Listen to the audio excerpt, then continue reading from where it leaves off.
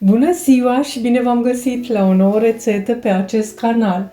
Astăzi vom face ciocolată din Dubai, doar că într-o variantă vegană de post și mai dietetică, care nu conține zahăr, pentru că de multe ori în comentarii mi s-a sugerat să fac și eu această ciocolată în variantă vegană și pentru că această ciocolată, așa cum bine știți, a fost foarte mult mediatizată în ultimul timp. Chiar eram curioasă să văd cum este și mi-am dorit foarte mult să o fac. Ingredientele le veți găsi ca de obicei jos în descriere, sub video. Atingeți acolo unde scrie altele sau mai multe și le voi aminti și acum. Am folosit pentru această rețetă 200 de grame de cataif. Acest cataif este făcut în casă. Sper să postez cât de curând și rețeta și să vă las la fel sus în dreapta și jos în descriere. Am tăiat mărunt cam de 1 cm, dar puteți să-l tăiați mult mai mare, nu are nicio importanță. Pentru că știți că eu nu prăjesc alimentele, nu am prăjit în unt ca în rețeta clasică, ci am uscat acest cataif pe foc mediu 5-10 minute până când s-a rumenit. Când s-a rumenit l-am transferat într-un bol și l-am lăsat să se răcească puțin. Am mai făcut pentru această rețetă și un insert de zmeură sau un jeleu de zmeură, care este opțional.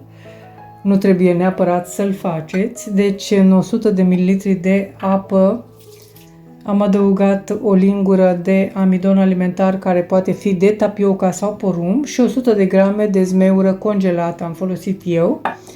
Și bineînțeles un îndulcitor la alegere și după gust. Eu am adăugat câteva picături de stevia, îndulcitor lichid.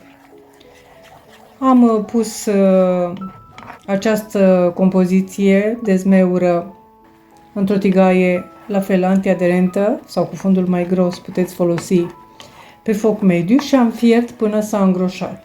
La fel 5-10 minute veți fierbe până compoziția se îngroașă. Aici am 250 de grame de unt de fistic făcut în casă, pe care la fel eu l-am îndulcit cu o lingură de îndulcitor lichid stevia, dar puteți să înlocuiți cu îndulcitorul care vă place, la fel v-am spus, la alegere și după gust. Și am adăugat fisticul peste cataif și am amestecat foarte bine. La mine acest fistic l-am ținut la frigider pentru că l-am făcut mai înainte cu o zi-două și s-a mai întărit puțin, deci crema mea este destul de dură. Când jeleul s-a îngroșat, l-am strecurat ca să scot acei sâmburi de la zmeură. Am folosit o strecurătoare din aceasta și l-am lăsat deoparte să se răcească. Voi folosi pentru ciocolată o formă din aceasta, deci are 20 de forme de ciocolățele, bomboane, cum doriți să le spuneți. Alt fel de formă nu am găsit în comerț.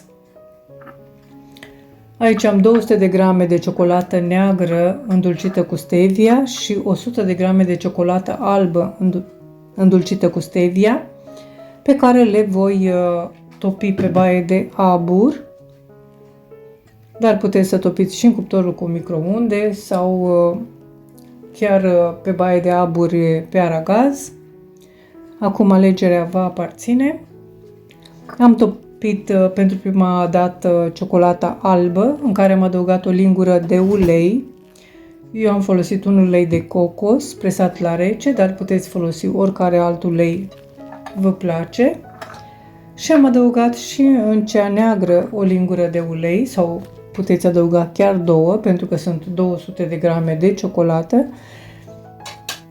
Am folosit un spray din acesta care este alimentar, deci este comestibil, un spray auriu, cu care am dat aceste forme. Așa arată după ce le-am dat cu puțin spray auriu. Am topit ciocolata albă și am pus-o într-un poș de bucătărie sau într-o pungă. Și apoi am pus în fiecare formă câte puțină ciocolată albă, dar puteți folosi o altă ciocolată, verde, roz, ce culoare vă place, dar eu am folosit albă pentru că aceasta nu are coloranți alimentari. Restul de ciocolată l-am pus peste cea neagră pe care o voi topi și am dat această formă la frigider pentru câteva minute ca să se întărească ciocolata albă. Am lăsat și ciocolata neagră la topit. Când se topește, amestecăm foarte bine să nu prezinte cocoloașe și o lăsăm la temperat. Deci ea trebuie să ajungă la temperatura de aproximativ 28 de grade și apoi poate fi folosită. Pentru că dacă este foarte lichidă, se va scurge de pe pereții formelor și nu vom reuși să lucrăm cu ea. Deci ea trebuie să ajungă la o temperatură de 28 de grade. Cu un penson am întins ciocolata și pe pereții formelor. Ideal ar fi să întindeți de 2 ori, să dați la frigider și să mai întindeți încă o dată pe pereții formelor ciocolata și încercați să puneți jumătate din ciocolată la început și jumătate la sfârșit și să nu umpleți formele așa cum le-am umplut eu, ca să aibă loc încă un strat de ciocolată. Eu am greșit puțin pentru că am pus mai multă ciocolată de desubt și deasupra mai puțină. Pentru că la mine a fost mai dură această pastă de fistic, am putut forma batoane pe care să le pun în aceste forme, să le presez.